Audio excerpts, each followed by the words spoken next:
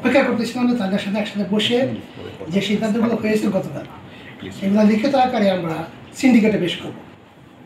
কিন্তু দুঃখজনক যে অনেকক্ষণ এক ঘন্টার উপরে প্রায় আমরা বসে যাচ্ছি, কিন্তু তারা এখনো পর্যন্ত আসেনি এবং তারা এই যৌথ যে আমরা একটি সিদ্ধান্তে আসব সেই জায়গায় তারা সহযোগিতা করছে না আমাদেরকে।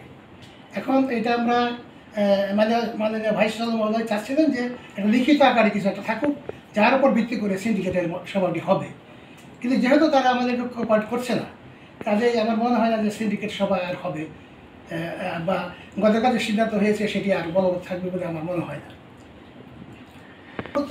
রাস্তা একটাই হবে, তারা যদি এগিয়ে আসতো তাহলেও তো আমরা সুন্দরভাবে যৌথভাবে কাজ করতে পারতাম। এখন বিশ্ববিদ্যালয় তারা কি চায় সেটি তারা বলতে পারবে, কীভাবে তারা চায়। আমরা চাচ্ছিলাম যে বসে সিন্ডিকেটের মাধ্যমে একটা সিদ্ধান্ত আমরা দিয়ে দিই। বসুন্ধরা টিস্যু, অশুদ্ধতার বিরুদ্ধে এক বিন্দুও ছাড় নয়। কিন্তু সেই জায়গায় তারা যেহেতু সহযোগিতা করছে না, এখন বাকি সিদ্ধান্ত তাদের উপর। আমার মনে হয় যে সিন্ডিকেটের মিটিং হবে বলে মনে হয় না।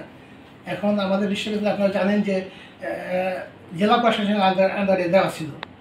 এখন তারা যদি কোনো ধ্বংসাত্মক কাজ করে বা কোনো আন্দোলন করে সেটা দেখবে জেলা প্রশাসন, এবং তাদের মাধ্যমে হয়তো কোনো আলোচনা যদি হয় সেটা পরে দেখা যাবে। আপাতত আমরা কোনো সমাধানের পথ দেখছি না।